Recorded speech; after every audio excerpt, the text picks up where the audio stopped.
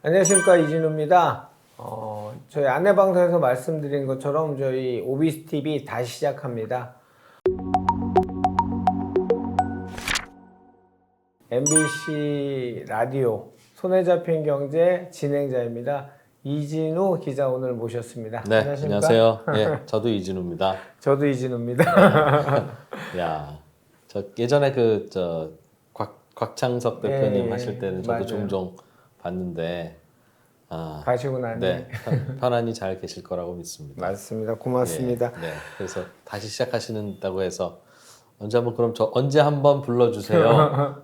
저도 돕겠습니다. 했더니 1번으로 부를 줄은 몰랐다. 내가 좋아하잖아요. 야, 정말 예전에는 우리 이진우 선배가 진짜 뭐 부동산 업계 10명 중에 8명은 아는 사람이었는데 진짜 요즘 아는 사람 줄었구나. 저도 언제 한번 불러주세요 했는데 그 1번으로 부른다는 건 그건 아니고 내가 야. 높게 평가하는 부동산뿐만 네. 아니고 미시거시 경제 전문가로 인정을 하기 때문에 부른 거죠. 네, 약간 변명처럼 느껴집니다. 아, 그렇습니까? 부동산 시장 전망을 뭐 단기, 중기, 장기 뭐 이렇게 하지 말고 우리 단연간, 십수년간의 전문가들을 보면서 시장을 쭉 봐왔고 본인이 또 판단하시는 게 있을 테니까 부동산 시장 전망에 대해서 좀 얘기를 부탁할게요. 와, 이게 또 어려운 질문인데, 그러니까 부동산 시장을 뭘로 전망하냐, 그렇지. 뭘 보면 몇 년 후에 집값을 예측하기 쉽냐, 예측할 수 있냐, 이제 그 질문이라서 되게 어렵고 무거운 어렵지. 주제인데요. 신의 영역이야. 그렇기는 한데 다른 변수가 없다면 그냥 수급입니다. 그렇지. 이게 그냥 수요와 공급인데요.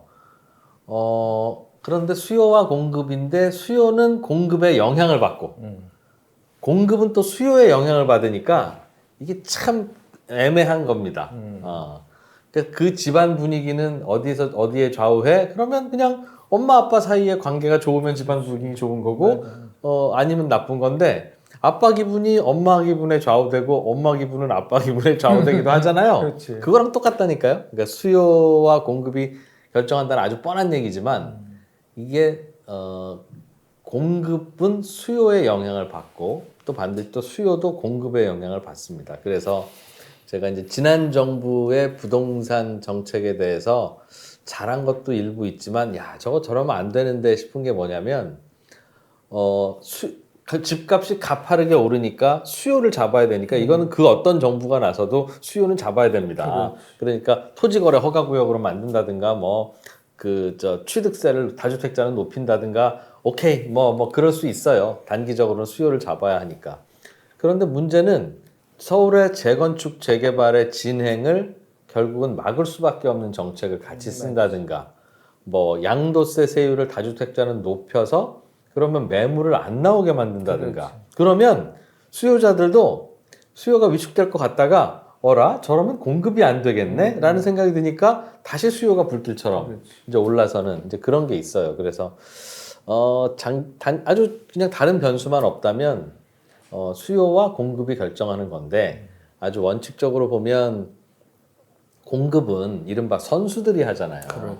건설회사가 하고 시행사가 하고 이른바 선수들이 하니까 수요가 있을 것 같으면 공급을 더 하고, 그래서 수요가 강할 때는 내버려두면 공급도 같이 늘어나서 또 가격을 잡고, 또 수요가 없을 것 같으면 공급이 저절로 공급을 안 하다 보니 세월이 흐르면 집이 별로 없네? 라고 되면 다시 이제 가격이 오르고, 내버려두면 수요와 공급이 그냥 집에서 아빠가 엄마가 그냥 투작투작 하면서 그냥 어떻게 살아가듯이 그렇게 살아가기 마련입니다. 그런 얘기 많이 했었거든. 뭐냐면 분양가가 너무 높다 낮다 이런 얘기를 자꾸 뉴스에서 이제 주간 단위 월간 단위 이렇게 평가를 하니까, 그때 항상 방송에서 그 곽창석 선배 있을 때 한 얘기가 그랬거든. 뭐냐면 그냥 내버려 두면 A사, B사, C사 분양가 다 틀리면 소비자의 선택하면 선택 못 받는 회사는 도태될 거고 또는 낮출 거고, 그렇게 그냥 놔두면 되는데 계속 역행하는 정책이나 제도들이 나왔단 말이지. 이 대표적인 게 분양가 상한제인데,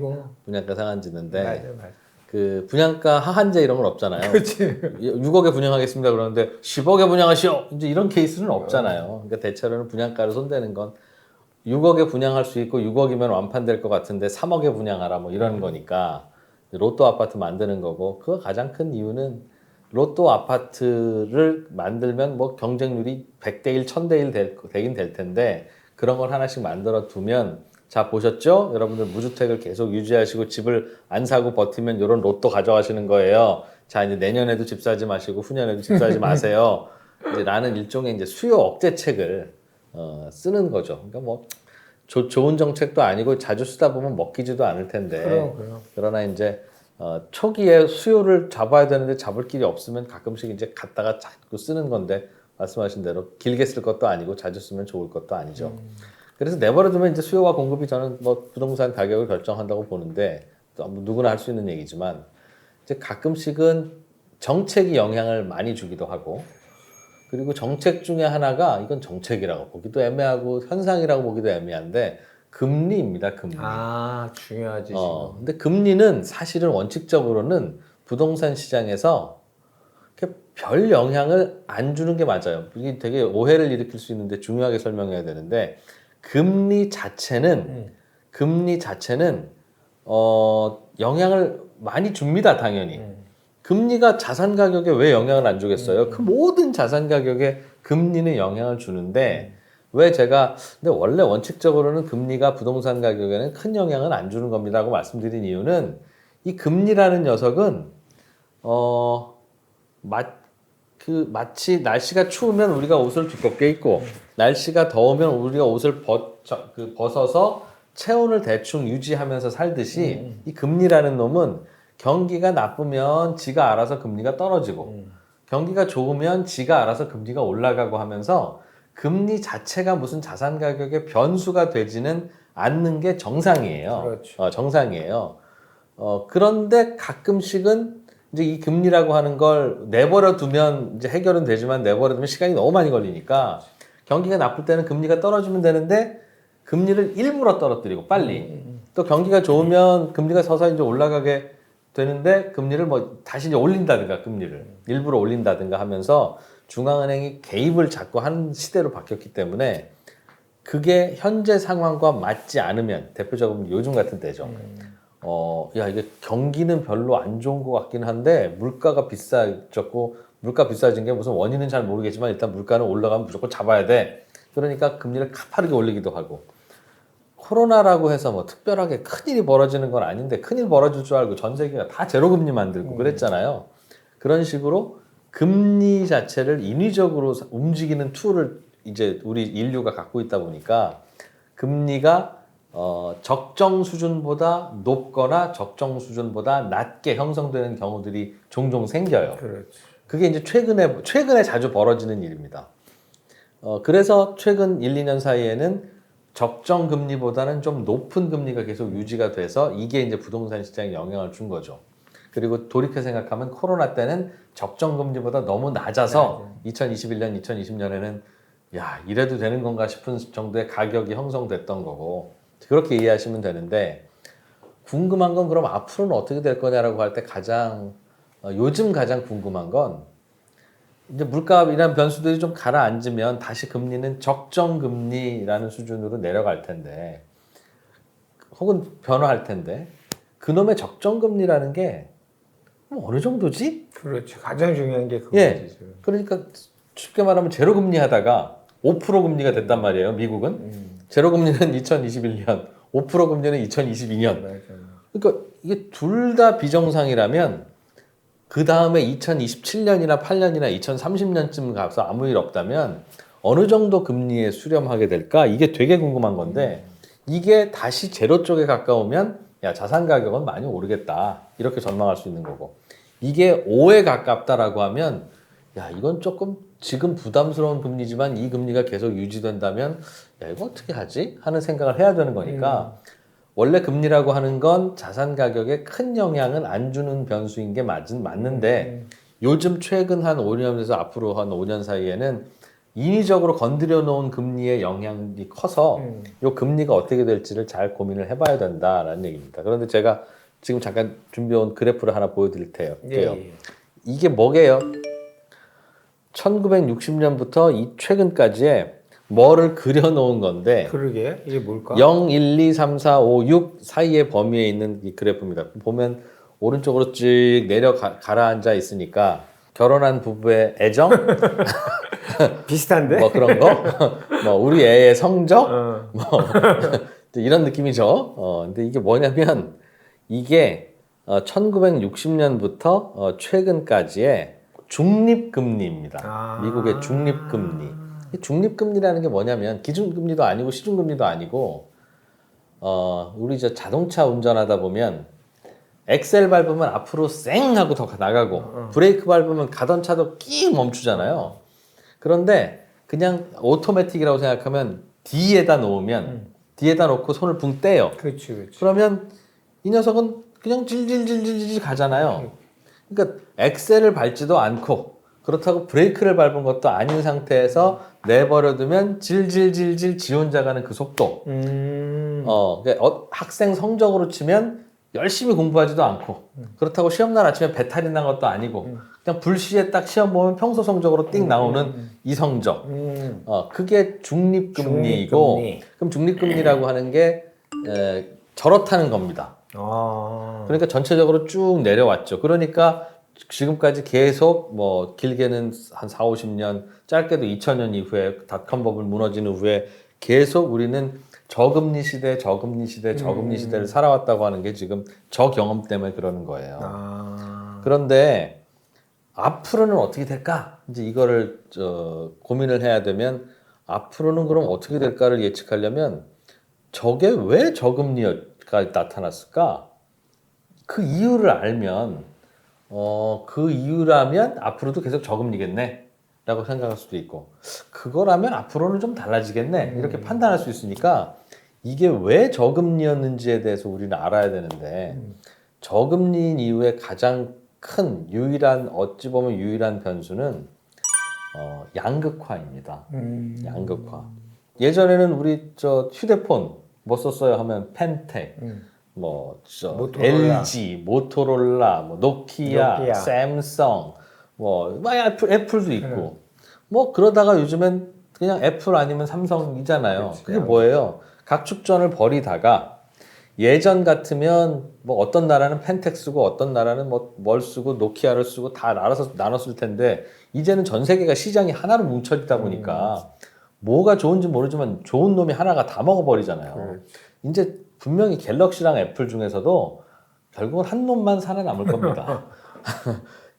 제발 갤럭시가 되기를 기대하지만 불안하긴 한데 마찬가지죠. 우리 옛날에는 그 학원 선생님도 전국에 뭐 웬만한 조용한 단과 학원들에는 다 유명한 일타 강사들이 있었고 다 그 형들 그냥 뭐 그 동네에서는 떵떵거리면서 살 만큼은 벌었잖아요. 예를 들면 연봉 몇 억 뭐 이런 정도로. 그런데 요즘은 아주 일부 강사들은 연봉 몇백억이고 그렇다 그래야 돼. 나머지는 그냥 다 죽어요. 왜? 전국 어디에서나 그 몇백억인 일타 강사 강의를 메가스터디나 혹은 뭘 통해서 볼 수 있으니까 완전히 부익부 빈익빈 양극화가 되는 건데 이 양극화는 나쁜 거냐 하면 이제 나쁘다고도 다들 이야기도 하고 뭐 그런 이데올로기가 많지만 나쁜 게 아닙니다. 양극화는.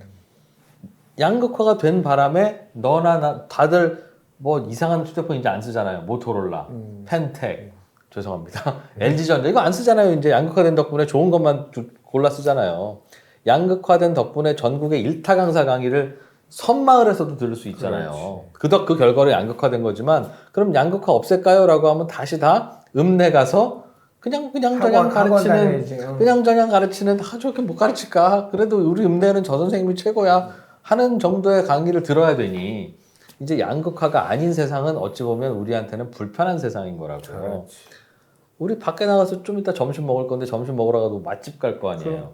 그게 무슨 말이에요? 그러면 가게 4개가 나란히 있는데 한 집만 장사 잘 되잖아요. 그게 부익부 빈익빈이고 양극화인데 그 양극화를 해결하려면 야, 저 집 자꾸 가지 말고 맛없어도 이 집도 가고 이 집도 가고 이 집도 가야 되는데 뭐 월요일 날은 맛있는 집 가고 화수목은 억지로 가고 우리가 그래야 되는데 그게 좋은 삶이겠어요?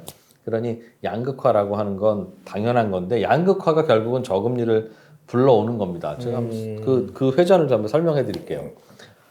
양극화가 되면 무슨 일이 생기냐면 버는 놈만 벌어요. 그렇지. 버는 놈 주머니에는 항상 여유 자금이 생기고 못 버는 놈 주머니에는 돈이 없어요. 그런데 버는 놈 입장에서 보면 이 여유 자금을 어디다 투자하지 하면 투자할 데가 없어요. 왜? 내가 1등인데 뭘 더 투자를 합니까? 플레이어가 10명쯤 있으면 10명이 다 투자를 해야죠. 서로 돈 끌어다가 야 나도 9등인데 8등 해볼래? 8등인데 4등 해볼래? 4등이 다시 5등 됐네. 그러니까 다들 투자를 하는데 이제 1등만 남으면 투자라는 게 거의 필요 없습니다. 그 전에는 투자를 많이 했겠지만 애플은 그래서 돈이 너무 많이 남아도니까 자사주 소각하고 맨날 이러잖아요. 그래서 양극화가 벌어지고 나면 시중에 여유 자금 가진 놈들이 많아지는데 이 여유 자금은 사실은 투자될 데가 별로 없어요. 예전에 야 펜텍이랑 모토로라 있어 우리가 한번 해보자라고 해서 LG전자가 뛰어들었잖아요. 근데 지금 야 애플 하나만 남았는데 우리가 뛰어들어서 이겨볼까가 되겠습니까? 안 되지. 안 되죠. 그러니까 사실 투자할 만한 곳이 점점 없어지는 거예요. 그러다 보면 여유 자금이 많아지고 이 여유 자금이 많은 거 어디 투자할 데는 없으니까 어디라도 금리 조금이라도 주겠다는 데는 거기로 투자하게 되고 그래서 양극화로 인해서 여유 자금이 시중에 늘어나기 시작하면 그 여유 자금들은 굴릴 데가 없으니까 세상이 저금리가 됩니다. 그렇죠. 그리고 양극화가 되고 나면 무슨 일이 벌어지냐면 애플만 돈 버니까 애플이 아닌 휴대폰 회사들은 다 망해서 지금 우리 뭐 먹고 살지가 되잖아요. 그러니까 금리를 낮춰서 이 사람들이 먹고 살 수 있게 다양한 산업을 일으키기 위해서 또 정부가 인위적으로 금리를 또 낮춰요. 그러다 보니 결국은 양극화로 인해서 저금리가 계속되는 거고 금리가 낮으면 우리는 대출을 받으러 은행에 더 쉽게 갈 수 있죠. 금리가 낮으니까 그러다 보면 대출을 많이 받고 대출을 많이 받으면 그 돈은 통화량을 늘리는 효과가 있고 통화량이 늘어나면 이 돈으로 또 사람들은 힘을 얻고 다시 소비를 하죠. 자, 돈 벌었으니까 휴대폰 사러 가자 하는데 또 뭐 사겠어요? 애플 아이폰 사러 가지. 그러니까 저금리로 낮춰서 혹은 정부가 세금 걷어서 돈을 시중에 뿌려봐야 시간의 문제지 돌고 돌다 보면 결국은 애플 주머니로만 쌓인다고요. 그렇네. 우리가 자유롭게 소비를 하는 한. 그리고 나면 애플은 야, 이 돈 어떡하지? 투자할 데도 없는데 또 저금리.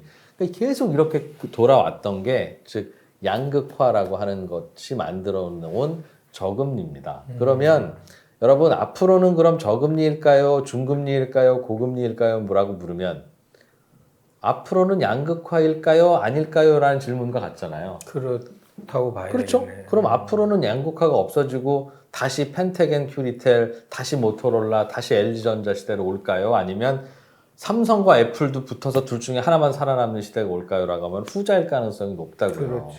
그러면 앞으로는 양극화가 더 벌어지면 더 벌어졌지 더 줄지는 않을 거다라고 생각하면 더 또 계속 저금리겠네라고 생각하는 게 일반적인 전망일 수밖에는 없어요. 그래서 저는 개인적으로는 제로금리까지는 몰라도 길게 보면 다시 저금리 시대로 갈 수밖에 없겠구나.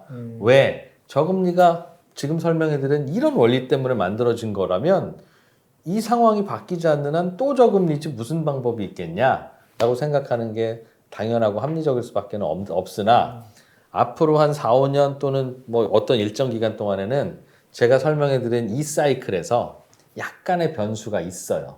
뭐냐면 그림 한번 같이 한번 보실까요? 그게 제가 이제 좀 전에 설명해드린 이 그림인데 소비가 증가하면 그러니까 즉 통화량이 늘어나고 사람들 주머니에 돈이 그래도 다시 두둑해지면 제가 설명을 어떻게 했냐면 그러면 다시 소비가 늘어나더라도 그 소비가 결국은 애플 사러 갈 테니까 애플 주머니로 가지 않겠습니까? 라고 설명을 했는데 요즘 미국에서 벌어지는 일은 꼭 그렇지는 않아요.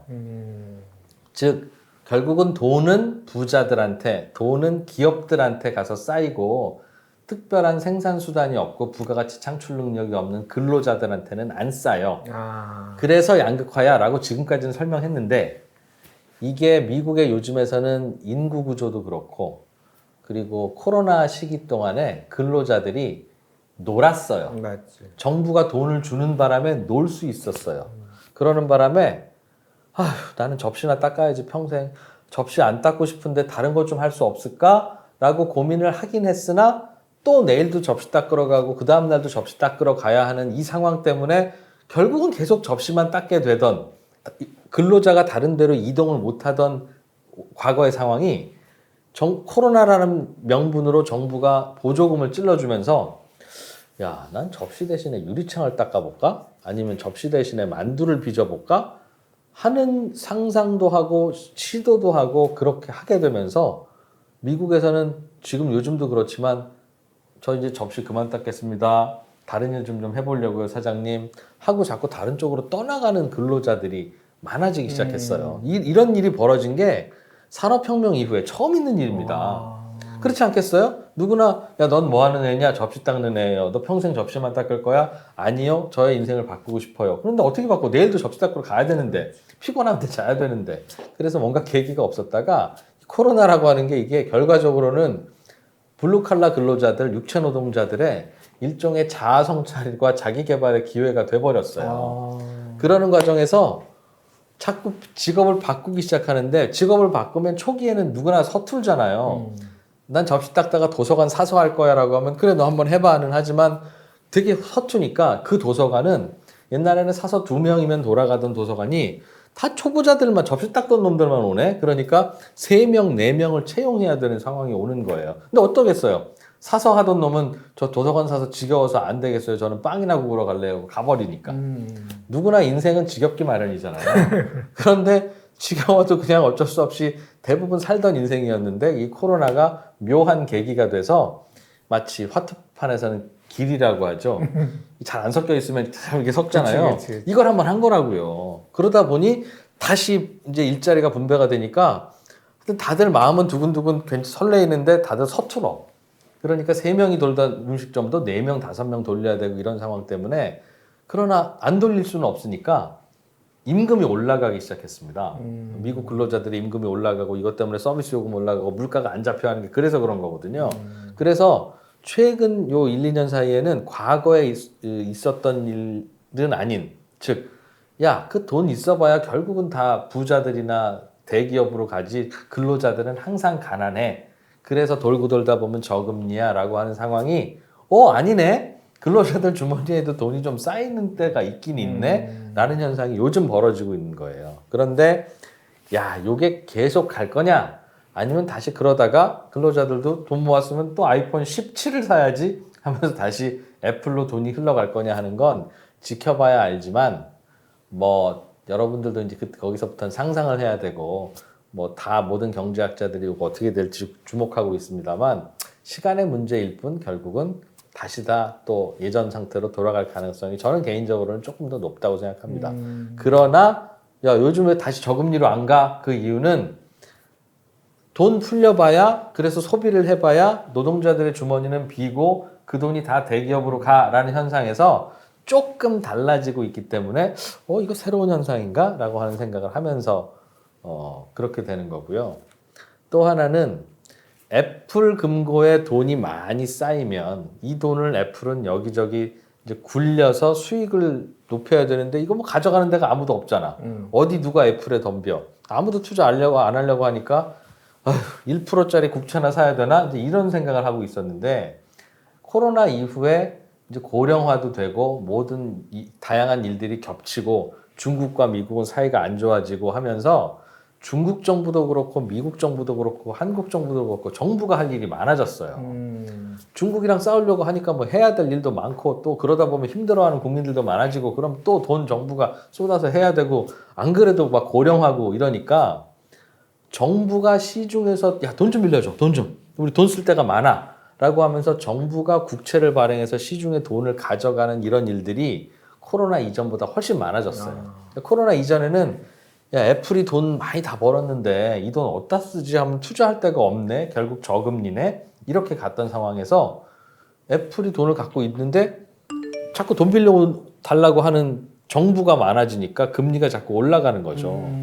그래서 요즘은 금리가 잘 안 떨어지는 거고 앞으로도 정부가 할 일은 많을 텐데 저거 금리 떨어지겠어? 하는 그런 생각을 하면서 앞으로도 계속 고금리일 거야 라고 전망하는 분들도 있습니다. 개인적으로는 그 예상은 꽤 맞을 수도 있겠구나 하는 생각은 들어요. 왜냐하면 앞으로도 정부가 할 일은 많아질 거라는 데는 저는 동의하거든요. 그런데 저의 두 번째 가정은 정부가 하는 일이 많아져서 정부가 돈을 꾸러 다니면 시중의 금리가 올라갈 텐데 시중 금리가 올라가면 돈 꾸러 다니는 정부도 부담이에요. 그리고 정부가 왜 돈을 꾸러 다녀요? 그 돈 꾼 걸로 자꾸 시중에 돈을 뿌려서 시중 경기를 살리고 서민들을 도와주려고 하는 건데 금리가 자꾸 올라가면 서민들은 힘들잖아요.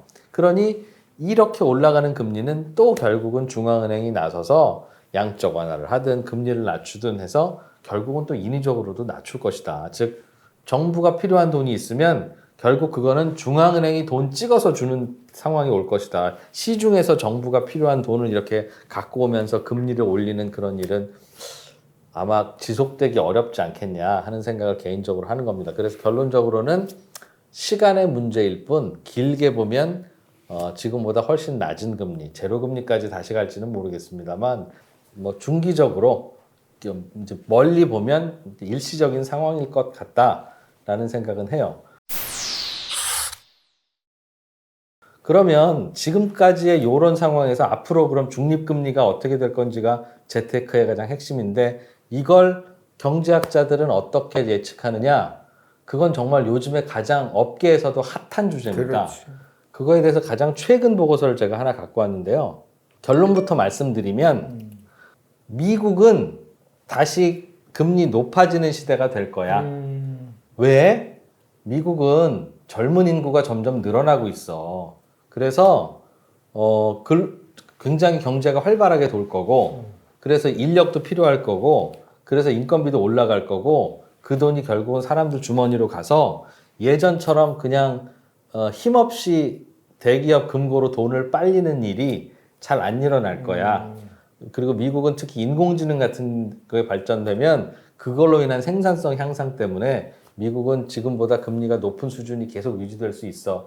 즉 저금리의 이유는 아무리 둘러봐도 투자할 곳이 없네 이럴 때 저금리인데 미국은 그렇지 않아 라고 하는 게 하나의 결론이고요. 그럼 한국은요? 라고 하는 게 사실은 우리의 부동산 투자 같은 데는 더 중요한 질문일 텐데 한국과 미국은 코로나 이전까지는 그냥 같은 나라라고 생각하면 돼요.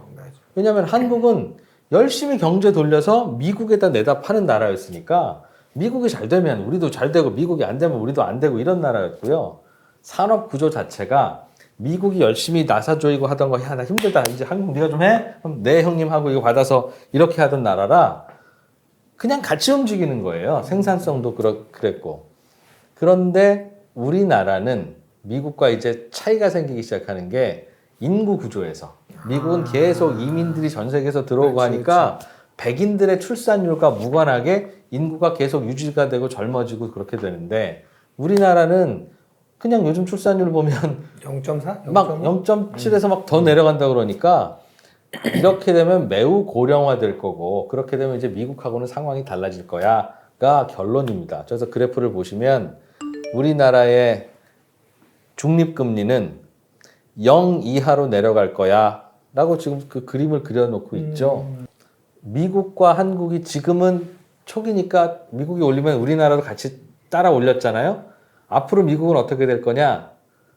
잘 안 내려갈 거야. 내리기는 내릴 때 너 옛날처럼 그 옛날로 돌아가라고 생각하면 안 돼. 내가 저 자료와 결론이 얘기해 주는 거고요. 그럼 한국도 안 내려가겠네요? 아니 한국은 그 금리 유지하면 아마 버틸 수가 없을 거야. 너네 한국 경제는. 그래서 내려갈 수밖에 없을 거야. 라고 하는 게 가장 최신의 가정을 반영한 결론입니다. 저거 어디 출처가 어디야? 저거는 자본시장연구원에서 우리나라 자본시장연구원에서 최근에 아주 최근에 뭐 2월에 내놓은 보고서인데요. 이거는 자기들이 공부한 게 아니라 다른 나라에서도 요즘 저 실질 중립금리 엑셀도 안 밟고 브레이크도 안 밟았는데 이 나라의 경제는 그럼 어떤 속도로 갈 거냐 하는 고금리가 전 세계도 다 궁금해요. 코로나 이후에 막 다 뒤틀려 버렸으니까 도대체 우리 금리는 이제 어디에 맞춰야 되는 거야? 하는 거 궁금해서 다들 저 연구를 하고 있는데 그런 연구를 종합해 보면 아 이렇게 될 가능성이 제일 높겠구나 라고 하는 결론입니다. 근데 그래프상으로는 뭐 저금리란 단어만 들으면 기뻐할 일이기도 하지만 이렇게 되면 이제 우리 원론적으로 투자자가 빠지거나 우리 경제 문제는 후퇴기나 이렇게 된다는 결론에 도달하지 않을까? 그렇습니다. 그러니까 경제는 안 좋을 걸로 생각해야 된다. 그러니까. 근데 안 좋을 걸로 생각해야 되는 건데 그러면 야 이게 한 50년 전만 해도 자 경제가 안 좋답니다. 자 그럼 투자 어떻게 해야 돼요? 라고 하면 야 경제가 안 좋은데 투자를 뭐 어떻게 해? 그냥 안전한 국채 같은 데 사놔야지. 금이나 사놓든지. 뭐 그래야 되는 거였어요. 그런데 문제는 경제가 안 좋으면 다시 정책 당국이 금리를 조정하면서 돈을 풀면서 이제 하는 그런 액션들을 취해하게 되는데 그런 액션의 결과물로서 자산 가격은 오르는 그렇죠. 그런 일이 벌어지니까 자 이제 경기 안 좋텐다 어떻게 투자해야 되니라고 하면 어떻게 얼마나 안 좋아요? 나라 망할 만큼 안 좋아? 그러면 우리 금 사야지.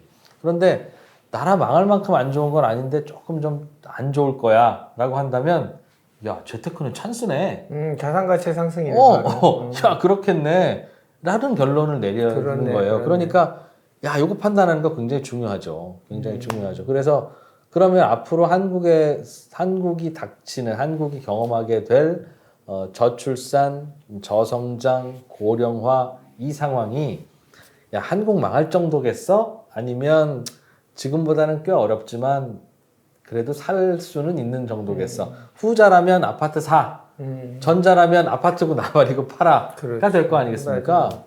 그러니까 어느 쪽인지는 이제 각자 판단을 해야 되는데 이 판단이 사실은 쉽지는 않은 게 우리나라는요 굉장히 저력 있는 나라예요. 긍정적으로 보자면 전 세계에서 야 미국에는 무슨 애플도 있고 뭐 마이크로소프트도 있고 좋은 회사들 다 미국에 있고 우리나라는 하나도 없어.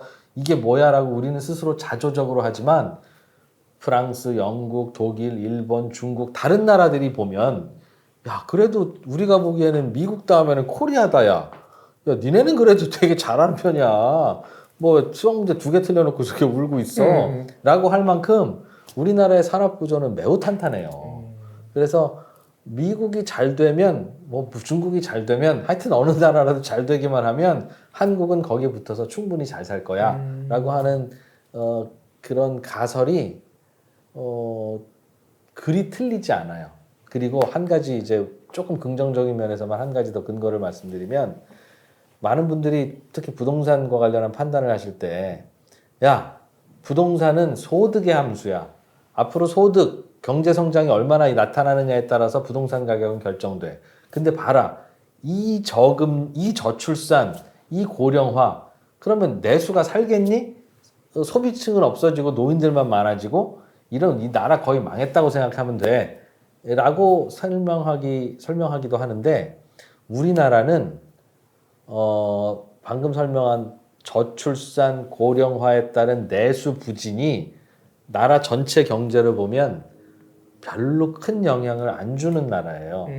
우리나라는 경제가 내수로만 돌리면 그냥 태국이나 탄자니아 정도에 머물 수밖에는 없는 나라인데 다행히 운도 따르고 손재주도 좋고 뭐 그러는 바람에 전 세계를 상대로 자동차도 만들고 반도체도 만들고 하기 때문에 우리의 분수에 맞지 않는 높은 GDP를 구가하고 높은 소득 수준을 올리는 그런 나라거든요.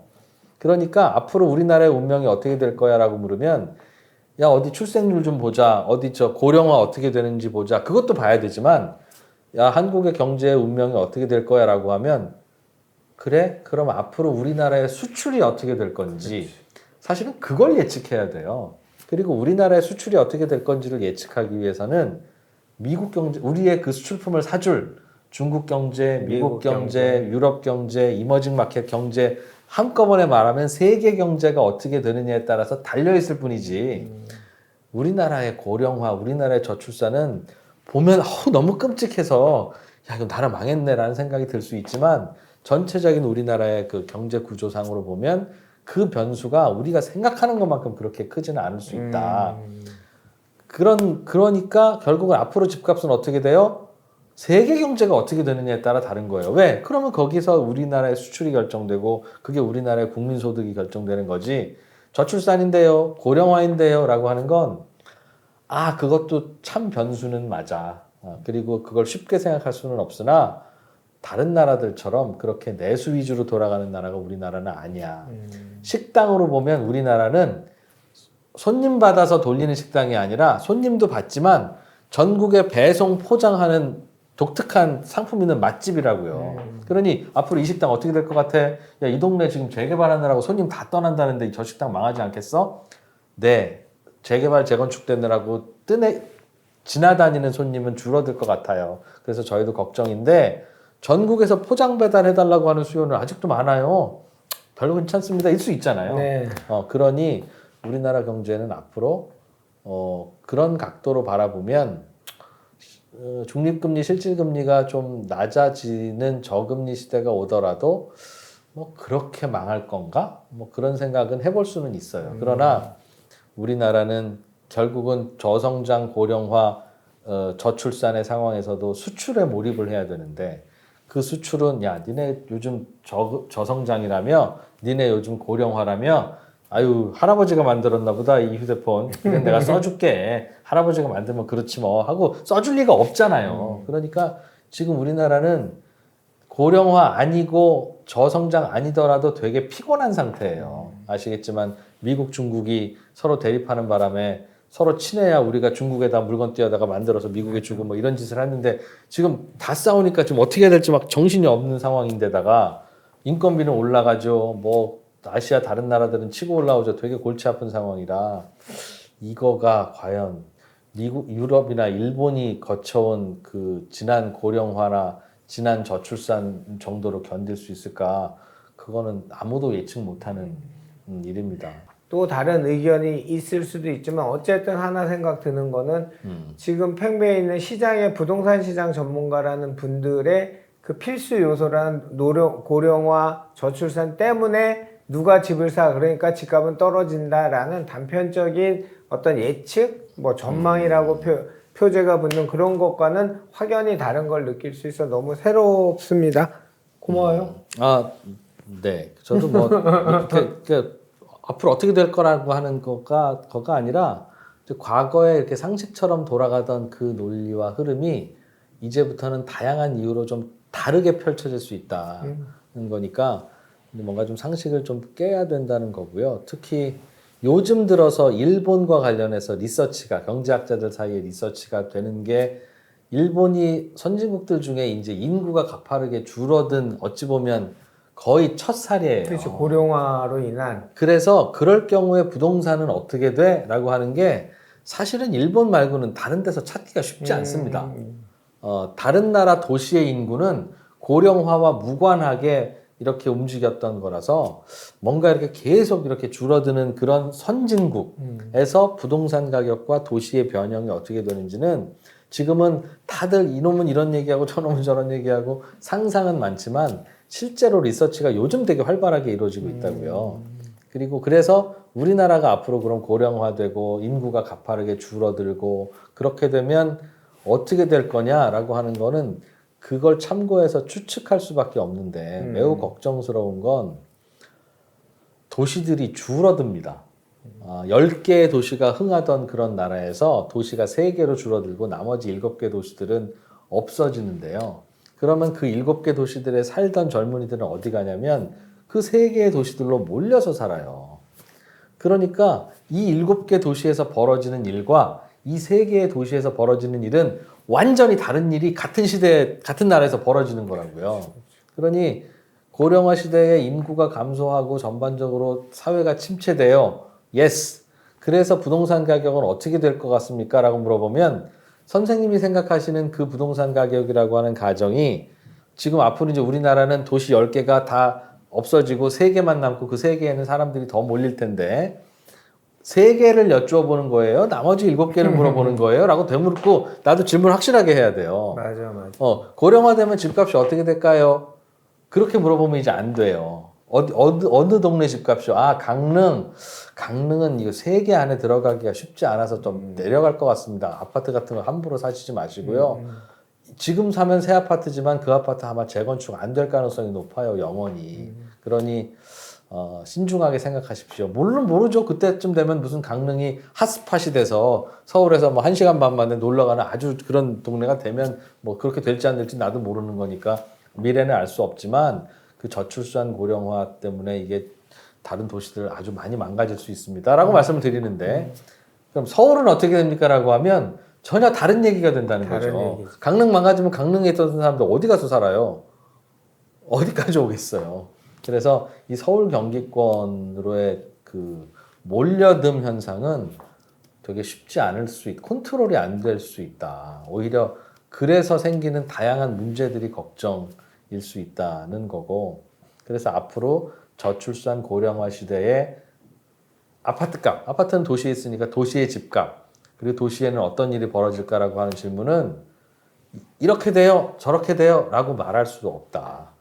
없어지는 도시는 없어지게 되고 이야 어떻게 여기서 이런 일이 벌어져? 라고 하는 도시에서는 야 이런 일이 벌어질 거라고요. 그러니 그러니까 뭐 이제까지 정부나 모든 매체에서 뭐 그 작은 함수들 필요한 요소들을 갖고 침소봉대하듯이 소멸도시란 자극적인 용어 또는 뭐 사실이지만 소멸된다. 그리고 저출산을 되니까 부동산 가격은 폭락이다. 부동산 이제 국한돼서 생각하면 자꾸 포커싱을 그렇게 하다 보니 폭락주의라 뭐 이런 얘기도 나오고 잘못하면 이 유튜브에서 잘못된 분 들어오면 이진우가 집값 오른다는데 왜 떨어져 또 이런 댓글 달린다. 그런 거 절대 아니니까 오해하지 마시기 바랍니다.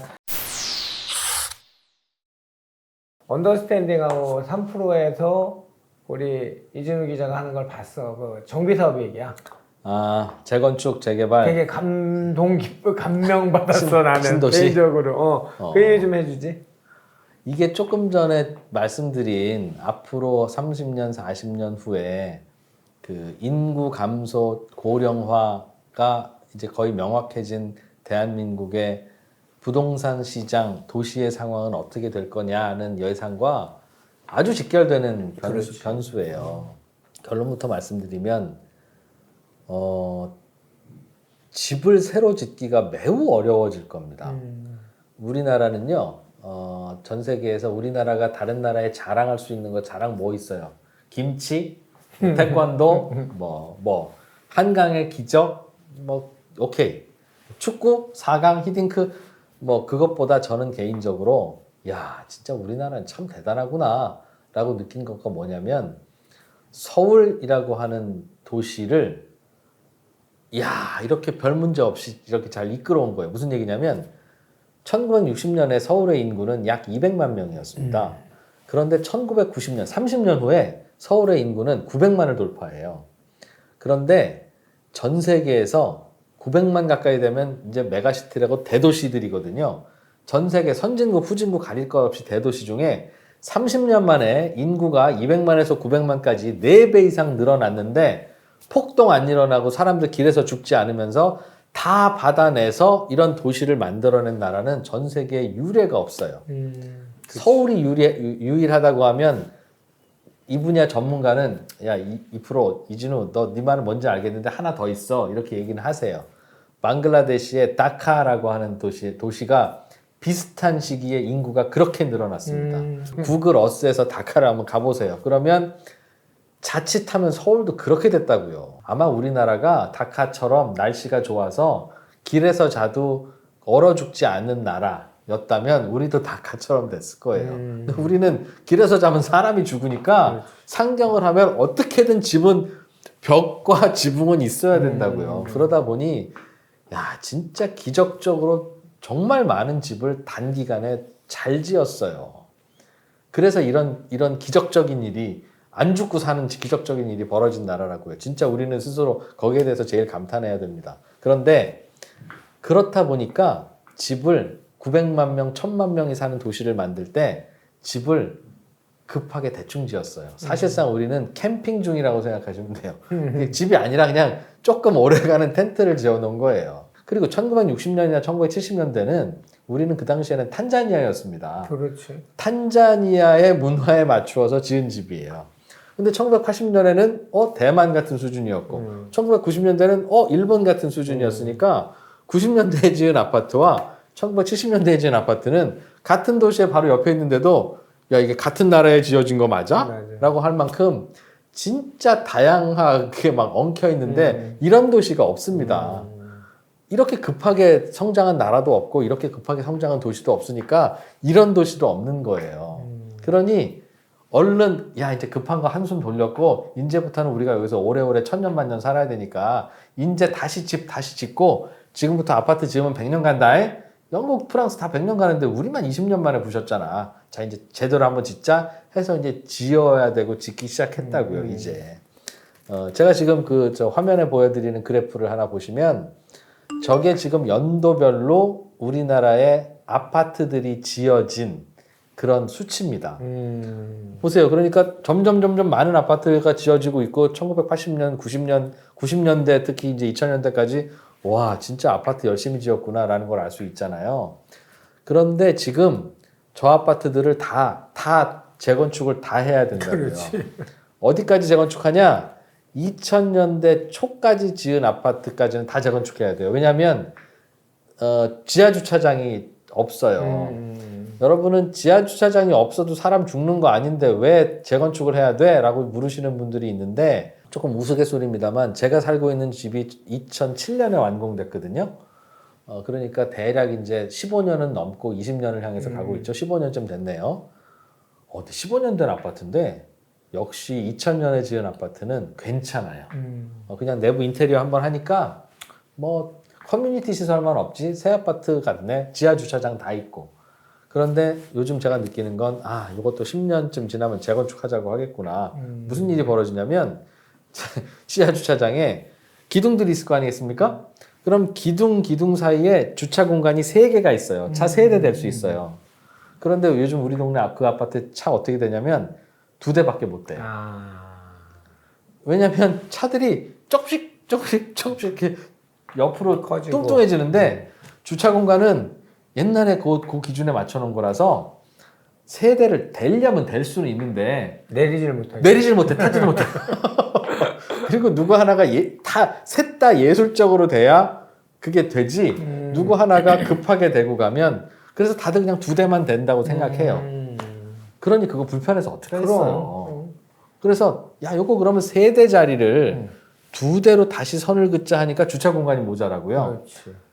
그러면 딱 보니까 5대를 4대로 바꾸면 넉넉하겠더라고요. 해보려고 하니까 3대마다 한 번씩 중간에 기둥이 있으니까 이거 다 다시 지어야 되는 거예요.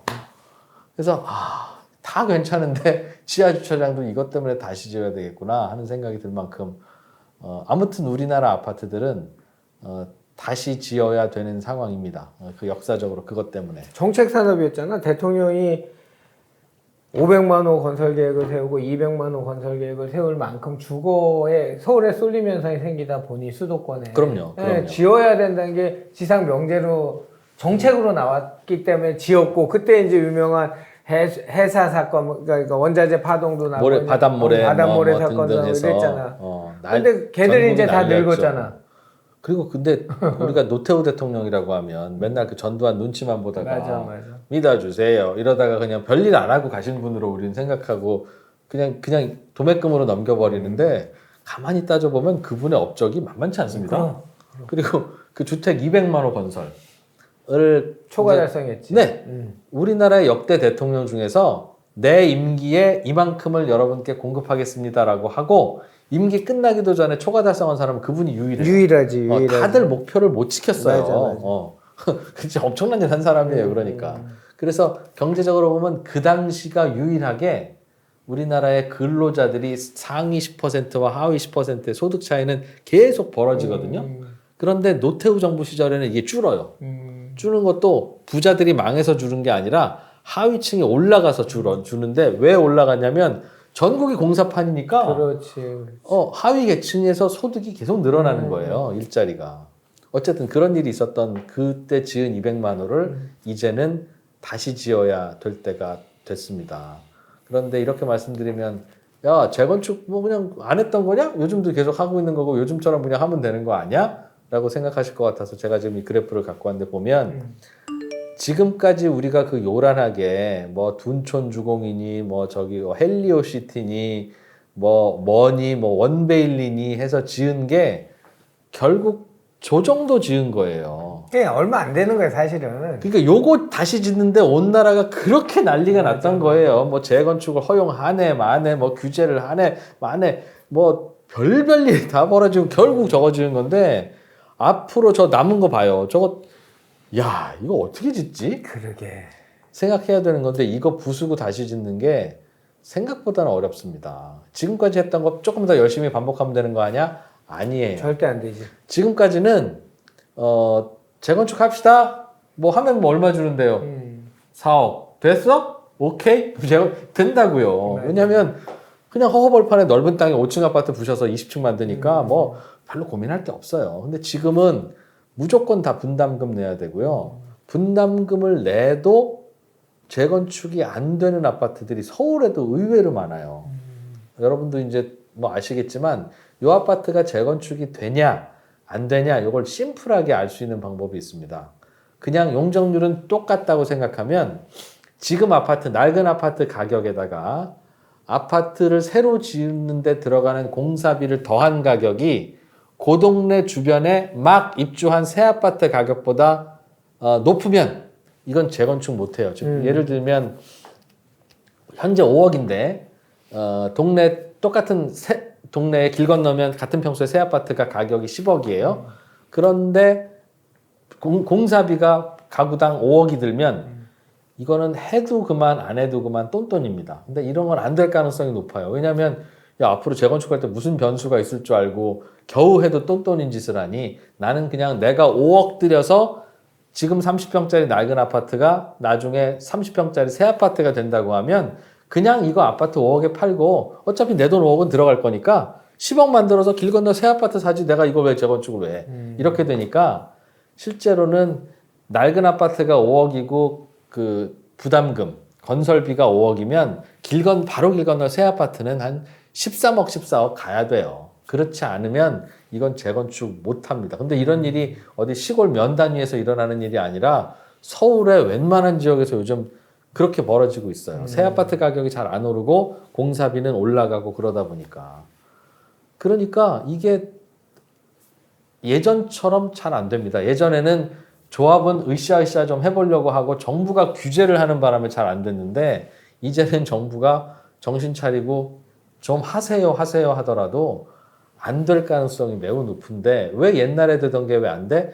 계산서가 달라져서 그렇습니다. 그렇다고 정부가 뒷돈 찔러주고 하면서 아파트 재건축하라고 할 수 있어요. 그래도 우리나라에서 잘 사는 사람들, 자산 많은 사람들이 갖고 있는 자산인데 그러니까 이건 이래도 안 되고 저래도 안 되고 참 답이 없는 오로지 전 세계에서 한국만 고민하는 그런 문제입니다.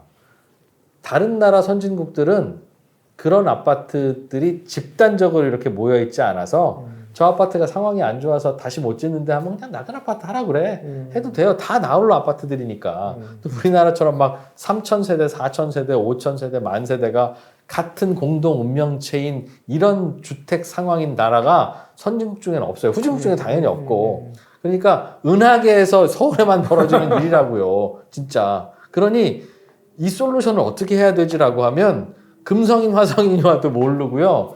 미국 유럽에 물어봐도 모른다니까요. 지금 이제 전 세계에 이와 관심 있는 학자들과 전문가들이 들여다보면 야 그러니까 200만 원 지을 때 생각했어야지 너네 이런 생각 안 하고 200만 원 지었어?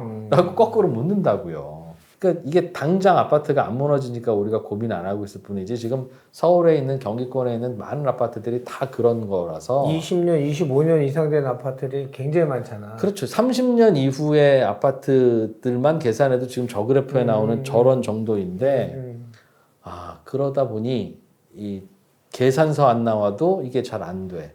그래서 그럼 안 나오는 데에서 되게 만드는 방법은 용적률을 높여서 지금은 니네 용적률 250% 먹고 있고 몇 층이야? 15층이야? 알았어. 용적률 500 줄게 30층 지어. 라고 할 수도 이론적으로는 있는데 몇 가지 걸림돌이 있습니다. 하나는 그러면 예를 들면 일산을 용적률을 딱 500을 줘서 지금보다 2배의 가구가 거주하게 됐다고 가정해봐요. 그러면 재건축은 얼추 될 거예요. 그럼 일산 인구가 2배로 늘어나는 거예요. 서울 출퇴근이 되겠습니까? 안 되겠습니까? 생각해 보면 안 될 거예요. 두 번째는 그럼 파주시에는 무슨 일이 벌어지냐? 뭐 공동화 현상이 벌어질 겁니다. 그렇지. 그러니까 일산으로 다 들어올 테니까. 지금 그러니까 그 동네에서 일산 아파트가 싸지면 일산으로 들어올 거고, 일산 아파트가 안 싸진 상태에서는 일산 아파트가 분양이 안 될 테니까 재건축이 진행이 안 될 거고. 그러니까 결국은 이게 진행되려면 아파트 값이 올라야 되는 거거든요. 근데 오르는 것도 부작용이 많지만 올랐다고 쳐요. 그러면 우리나라 인구도 줄어들고 있는데, 그렇다는데, 그 새로 지은 그 아파트를 어떻게 채우죠? 그럼 파주 아파트는 재건축 안 할 건가요? 부터 시작해서 결국은 재건축이 진행되게 하려면 더 빡빡하게 많은 인구가 살도록 때려 넣을 수밖에 없는데, 때려 넣고 나면 그 출퇴근은 어떻게 하지? 그럼 자유로를 어떻게 더 만들어야 되지? GTX로 해결이 되나? 와, 이런 고민을 해야 되는 거고요. 또 하나는 야, 500% 주면 될 거 아니야라고 하지만 아마 이준우 선배는 아실 거예요. 우리나라의 아파트 중에 대단지 아파트들은 용적률을 400 이상 찾아 먹기가 되게 어렵습니다. 짓다 보면.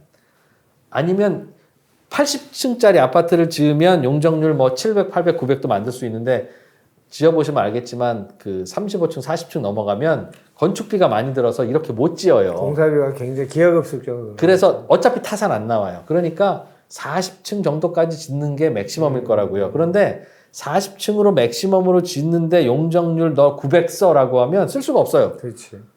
문 열면 그러니까 앞집과 우리 집이 이렇게 가까이 있을 수는 없잖아요. 그래도 저기쯤 있어야 옷도 갈아입고 할 거 아니겠습니까?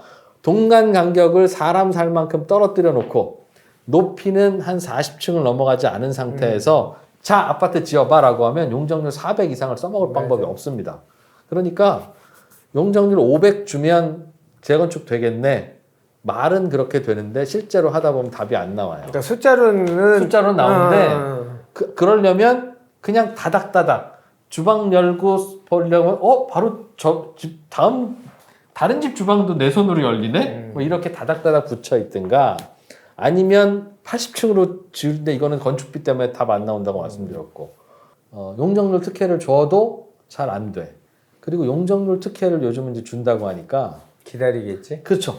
리모델링 하려고 하는 친구들 혹은 뭐 으쌰으쌰해서 조합 만들다가도 야 용적률 300 받았어 우리 추진해보자 하다가 일산은 500 얘기 나오는데 그러면 그냥 다 비대위 일어나고 지금 맞아.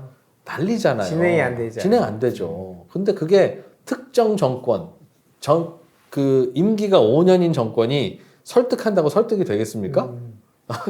그러니까 이건 야 이거 어떡하지? 그렇다고 예를 들면 오케이 500 다 가져가십시오라고 했다고 쳐봐요. 그러면 야 500이 마지막일 거야 하겠습니까? 야 300에서 500 오는데 2년 걸렸는데 조금 기다리면 700 주겠다 야. 그런 생각 당연히 하게 될 거 아니겠어요. 아마 제가 말씀드렸지만 700은 줘도 그렇게 못 지을 겁니다. 지금 말하는 게 다 맞아. 그 중에 하나가 규제, 행정 규제, 뭐 모든 거 포함해서 예를 들어 용적률을 다 줬어. 따블을 줘 숫자상으로는. 근데 서울이라는 지역에 국한시켜 보면 그 주변은 또 저층 주거지가 많단 말이야. 그렇죠. 그러면 인허가 과정에서는 통경축이나 일조를 또 확보해야 돼. 민원을 받기 싫으니까. 그렇죠. 그러니까 500%를 찾아 먹을 방법이 없는 방법이 거야. 없어요.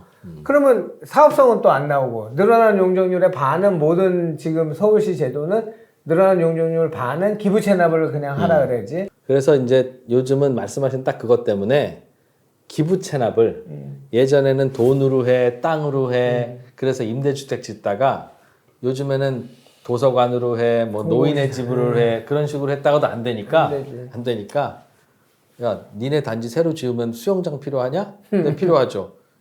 그럼 수영장으로 해. 그 우리만 쓰고 싶은데요. 야 그냥 같이 쓴다고 해 일단. 그리고 나서 니네 알아서 해. 그렇게 바뀌고 있어요. 그러니까 심지어는 야 한강으로 나가는 바로 그 직결도로 있으면 니네 아파트 좋겠지. 그거 짓고 그 기부 체납해. 세상에. 그러니까 그거 해주고 있다고요. 사실은 지금까지도 야 공원 기부 체납해라고 하면 공원 기부 체납 했는데 기부 체납한 공원을 가보면 그냥 그 아파트 공원이에요. 그렇지. 이 아파트 주민들 말고는 접근이 안 돼.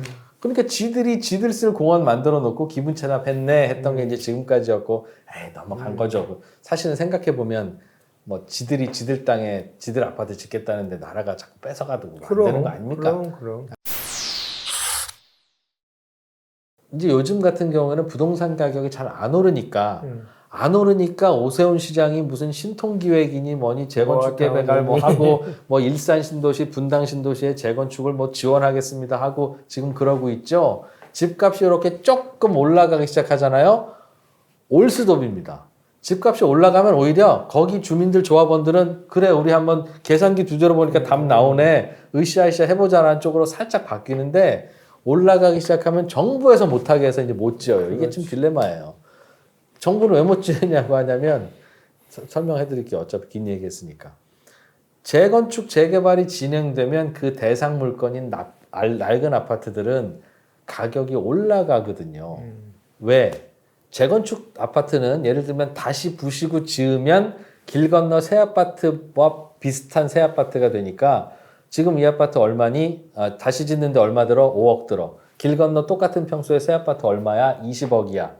그러면 이 재건축 아파트는 얼마에 거래되는 게 맞냐면 15억에 근접해서 거래되는 게 맞아요. 왜냐하면 5억 더 들여서 재건축하면 20억 아파트 될 거니까 15억 근접한 데까지 올라가야 되는데 이 아파트가 얼마에 거래되냐면 보통은 9억, 8억에 거래됩니다.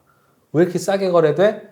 야, 재건축이 돼야 말이지. 중간에 무슨 일이 있을 줄 알고 무슨 부담금이 생길 줄 알고 이걸 15억에 사. 15억에 사면 거의 똔똔인데 그러다 보니 8억, 9억에 거래되는 거예요. 근데 그러다가 정부가 야, 재건축을 하도록 허용하겠습니다. 뭐 심지어 혜택도 주겠습니다라고 하면 금방 제자리를 찾아가려고 할 거 아니겠어요? 15억까지는. 그러니까 8억 9억 하던 아파트가 자고 나면 3억 뛰어, 또 자고 나니까 2억 뛰어 이런 일이 벌어집니다. 어찌 보면 매우 당연한 일이 벌어지는 거고 15억까지만 뛰면 그 다음부터 아무리 백밤을 자도 17억, 19억은 안 가요. 그런데 분명히 자고 나면 3억이 뛰긴 뛰거든요.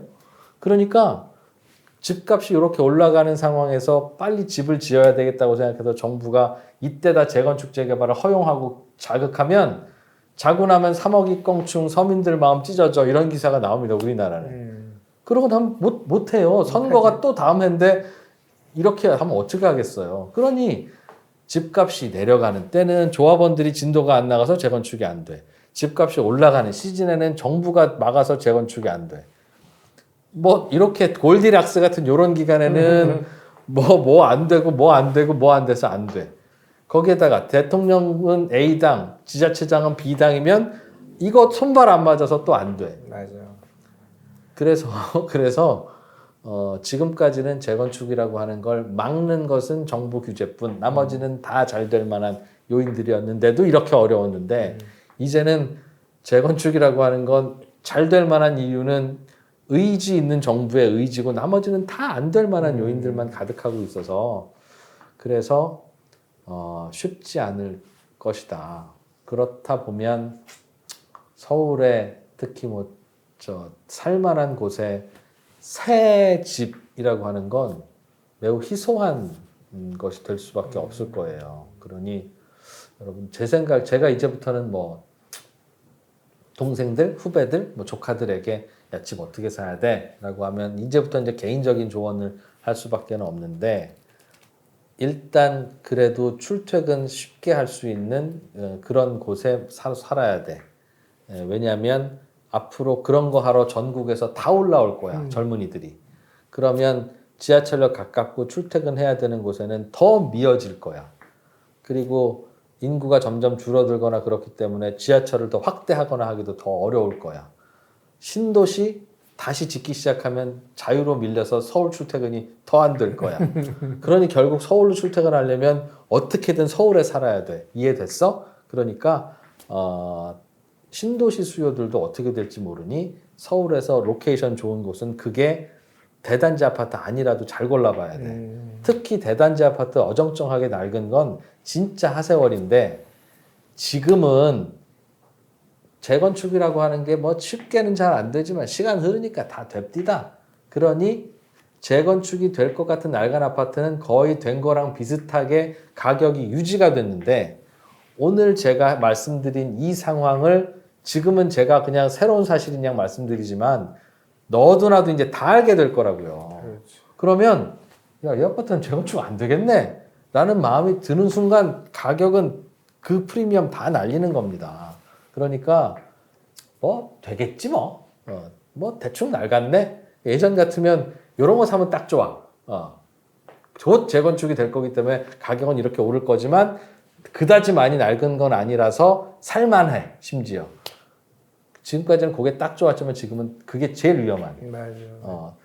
어정쩡하게 낡아서 살기도 불편하고 재건축도 안 될 가능성이 매우 높은 그런 상황이 올 거라서 그거 되게 조심해야 되고 그래서 가끔은 이거는 동의 안 하시는 분들이 많지만 요즘 서울의 요지의 빌라들이 난립니다. 맞아요. 뭐 당연히 업자들은 잘 짓지도 않은데 전세가 안 나가니까 뭐 돌려줄 수도 없고 안 돌려줄 수도 없고 막 경매로 나가고 난리예요. 그러다 보니 매우 저평가되어 있는 그런 집들이 많을 텐데 그런 집들은 합의해서 다시 짓기도 꽤 쉽고 지금이야 아유 그거 빌라를 왜 빌라로 지어 가만히 있다가 다 넓게 지어서 재개발해야지 빌라는 고쳐 사는 것도 아니에요 라고 생각하지만 그거 하세월입니다. 그러니 그냥 우리끼리 이렇게 해서 그냥 다시 한번 좀 올려볼까요? 하는 곳은 할 수도 있어요. 3,000세대 아파트가 진도가 안 나가서 재건축도 안 되고 이런 상황에서는 나라 돈이 들어가도 잘 못해요. 이게 수조 원 들기 때문에.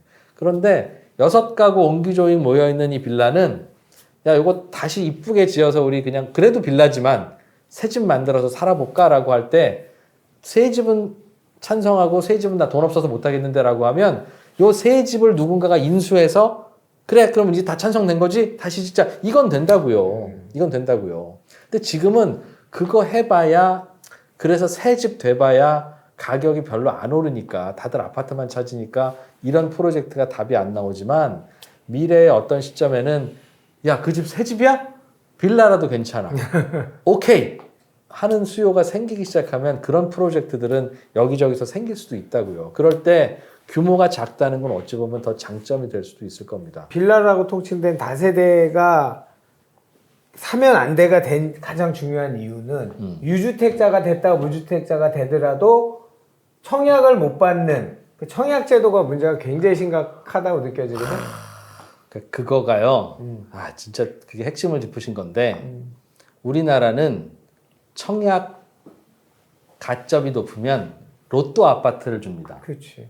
사실은 나쁜 짓입니다. 그 로또 아파트는 정부가 그 로또 가격에 인수해서 제값에 팔면 한 10억은 남는 아파트잖아요. 그 10억을 운 좋은 그러나 가난하지도 않은 중산층에게 옛다 하고 주는 거잖아요. 시범 케이스로. 자 여러분 보셨죠? 축하 박수 축하. 얘 20년 무주택이었어. 우리나라에서 20년 무주택이면 진짜 훌륭한 국민인 겁니다. 자 박수. 여러분들도 20년 무주택하면 이분처럼 될 수 있어요. 자 앞으로도 집 사지 맙시다 라고 하는 제도예요 이게. 맞아. 10억씩 쓰면서 뭐한 짓입니까 이게. 그러는 바람에 다들 20년 무주택을 해야 하면 저런 로또를 나도 받을 수 있겠지라고 생각해서 어른이 돼도 집을 좋은 집 아니면 안 사요. 맞아. 그러니까 돈은 없지. 그럼 거주는 빌라에서 해야 되는데 빌라 전세 3억, 빌라 사는 데는 3억 2천. 그런데도 안 사고 전세 3억으로 들어가요. 그러니까 깡통 전세 되는 거예요. 그러니까 맞아. 무슨 사기꾼이 맘 잡고 그렇게 사기치려고 하는 것도 야 3억 2천에 사람은 안 사는 사람이 3억 전세에 들어온다면 줄 서는 이 상황에서 야 내가 2억 8천에 어찌어찌 맞춰서 전세집 짓기만 하면 나는 앉은 자리에서 한 채당 2천만 원 버는 거 아니야? 해볼까라고 하는 게 그게 빌라 사기꾼이 된 거예요. 또 거기에 하나 더 했잖아. 전세 보증은 150%까지 해주고 막 이런 막 게 보증도 있었잖아. 해주고 막 그러니까 엉키고 설켜서 그러다 보니 아무도 빌라를 구매하지 않으려고 하고 빌라가 구매해서는 안 될 거고 여러분의 첫 집은 무조건 새 아파트여야 합니다라고 하는 상황이 계속 유지되면 청년들은 그럼 나는 집을 어떻게 삽니까? 새 아파트가 기본적으로 15억인데 금수저 아니면 뭐 내 집 마련을 하지 말라고요? 이제 이런 문제에서 벗어날 수가 없어요. 이걸 푸는 방법은 로또 아파트 없애고 오케이 집을 가져도 된다. 그러니까 빌라를 샀던 경력이 있던 아파트를 샀는 경력이 있더라도 청약할 때 당신은 무주택이면 되잖아. 그리고 솔직히 내가 지금 빌라를 사서 거주하고 있어요. 그런데 아파트가 옆 동네에서 청약을 해. 그럼 나는 그 아파트 청약해서 당첨되면 이 빌라 팔고 가면 되는 거 아닙니까? 맞지. 근데 내가 지금 빌라를 소유하는 1주택자라는 이유로 청약도 못 해요. 맞아. 아니, 그러니까 2주택까지 그렇게 안 주는 거는 이해하겠다고. 1주택이면 갈아타야 되는데 왜 무주택만 가라고 하냐고요. 물론 1주택보다는 무주택이 더 불쌍하잖아, 이놈아. 이제 라는 그런 컨셉인데, 그렇다 보니까 현금은 많이 갖고 있는 알짜 무주택자들이 굉장히 많다니까요. 며칠 전에 개포 100만 대 1이었대. 세상에. 줍줍. 그러니까 지금은 빌라 소유한 청약 신청자와 빌라에 전세로 사는 청약 신청자 중에 누가 가난한지 모르고 제 추측으로는 전세보다는 차라리 갖고 있는 사람이 더 가난한 사람이라고요. 맞아. 그러니 한 채 있는 것까지는 같이 열어줘야 되고, 근본적으로는 당첨됐다고 해서 여러분 박수 10억 이렇게 주는 것도 막아야 된다고요. 여러분 들으니까 이게 합리적이라고 생각이 들잖아요. 분명히 시간은 걸리지만 그런 쪽으로 갈 겁니다. 그렇게 되면 빌라 전세 3억, 빌라 매매 3억 2천은 이제 아닐 거라고요. 사도 되니까 이거 3억 3천에 사서 3억 8천에 팔고 3억 8천에 사서 4억 5천에 판 다음에 내 돈 조금 보태서 5억짜리 아파트 나 살래. 이게 가능해지면 교통편하고 괜찮은 빌라들은 가격이 오를 수밖에 없어요. 왜 바로 옆에 20평짜리 아파트는 15억인데 길 건너 있는 20평짜리 빌라는 7억이냐고요. 그러니까 그게 지금 말했던 방송하는 사람들이나 전문가나 주거 사다리가 끊겼다라는 것들이 바로 그런 문제고. 그 얘기죠. 그러니 맞아. 그러면 어떻게 해야 돼?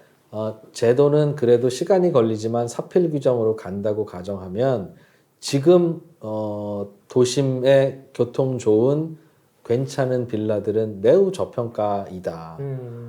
앞으로도 똑같은 상황이 벌어지면 계속 저평가일 수밖에 없겠으나 계속 똑같은 상황이 이어지면 이래도 답 안 나오고 저래도 답이 안 나오기 때문에 정부에서도 그런 말도 안 되는 잠깐 집값 잡자고 로또 아파트 만들어서 모든 무주택자들을 그냥 눈을 가려버리고, 그래서 빌라 값을 떨어뜨리고 결국은 그 빌라 전세 사기를 만드는 이 메커니즘을 결국은 바꿀 수밖에 없을 거고, 바뀌게 되면 뭐 말씀하신 주거 사다리든 뭔가 복원이 되겠지. 복원이 되겠고요. 그리고 그거 갖고 있다가 그러면 뭐 재개발되고 아파트 짓고 하면 뭐 좋죠 뭐. 그러니까 지금 얘기했던 거리 분상제나 지금 청약제도 이런 잘못된 제도 실질적으로는 아까 이준혁 기자 얘기한 것처럼 분상제 대상 아파트를 극 소수의 이번에 100만 대 1 나오는데 2명인가 3명씩 좀 나온 거라며. 그러면 그 3명을 위해서 이 사람들이 사실은 이 조합원들이나 구성원들이 가져갈 이익을 향유할 수 있는 이익을 정부가 뺏어서 남한테 주는 거야. 아까 얘기한 것처럼. 똑같은 거죠. 그런 거죠. 말씀하신 대로 이상한 로또 만드는 거 맞죠. 거기에 그렇게 전 국민이 몰리게 하는 것도 이상은 하고. 그래서 뭐 결국은 오늘 말씀드린 건 이제 앞으로 금리가 어떻게 될 거냐에 대한 최신 연구, 그리고 그럼 집을 어떻게 사야 되느냐에 대한 고민을 할 때 뭘 사야 될지 모르지만 우리를 감싸고 있는 이 재건축 재개발이라고 하는 먹구름이 이 장난 아니다. 이 변수를 잘 생각해 봐야 된다는 말씀이고요. 집값을 잡으려면 어떻게 해야 되냐라고 하는 건 그래도 머릿속에 떠오르는 아이디어는 있어요. 정부가 정치적인 부담 때문에 그렇게 못해서 그렇지, 사실 집이 가파르게 오를 때는 한시적 양도세 면제 이런 거 해야 됩니다. 그렇지. 야, 1년 동안 지금 판 집은 아무리 많이 먹었더라도 그냥 양도세 안 매길 테니까 빨리 1년 안에 팔아. 거꾸로 하잖아 지금은. 네, 근데 지금은 집값이 오르면 중과를 해요. 그러니까 팔려던 사람도 아이고 이게 뭐 하는 짓입니까 이게. 그러니까 말이야. 그러니까 그렇게 하면 집값은 그때그때 잡을 수 있다고요. 그건 괜찮아. 네. 그런데 이 재건축 재개발을 어떻게 하지? 1기 신도시든 2기 신도시든 이거 다시 짓는 거 어떻게 하지는 제가 머리를 싸매도 답이 안 나옵니다. 그러니 답 안 나오는 이 문제가 분명히 앞으로 부동산 시장의 변수가 될 테니 그거를 감안하셔서 내 집 마련 또는 내 집 처분 혹은 노후 자금 준비 이제 이런 것들을 하셔야 되는 매우 어려운 결정을 하셔야 될 수 있다. 특히 저하고 비슷한 또래거나 좀 많은 분들은 괜찮아, 나는 집 한 채 있으니까 그 집 안 팔릴 수도 있다고요. 서울 집이라도. 무슨 소리야? 엊그제도 누구 보러 갔는데 독덕방. 지금은 그렇죠. 그거 재건축 안 될 것 같다는 생각이 드는 순간 아무도 안 보러 옵니다. 그럴 경우에도 나는 나의 노후에 현금 유동성을 어떻게 마련할 수 있는지를 잘 생각을 하셔야 되는 숙제를 갖고 계시다라는 협박을 마지막으로 드려보겠습니다. 진호 오늘 고맙고 네, 예. 한 번 더 나와줘야 돼. 네, 근데 바로 다음으로 알았어, 하지 말자. 알았어, 오케이. 네, 진짜 오케이. 언제 한번 꼭 나와줘 그러길래 나는 내년 2월쯤이나 부르시겠구나 싶었어요. 그래서 올해 안에 한 번 더 나오죠. 알겠습니다. 감사합니다. 자, 시청자 여러분, 부동산 얘기, 경제 얘기 많이 들으셨죠? 근데 여기서 또 댓글 달 때 뭐 이진우가 집값이 오른다 그런 얘기 한 적 없습니다. 네, 네. 내가 뭐 저 서울 빌라 사라고 했다더라, 뭐 그렇게 저금리 달리면 안 됩니다. 다시 온다고 했다더라, 뭐 재건축 아무데도 안 된다고 했다더라. 저는 그런 얘기 드린 적이 없습니다. 네, 맞습니다. 자, 오늘 정말 긴 시간 좋은 얘기, 본인의 한 십몇 년간의 MC로서의 전문가들과 나눴던 대화들, 본인의 습득한 지식을 아낌없이 1시간 반을 풀어주신 이진우 기자에게 너무 감사함을 전하면서 시청자 여러분 부동산 인사이트 늘 시청 부탁드리겠습니다. 오늘 네, 고맙습니다. 고맙습니다.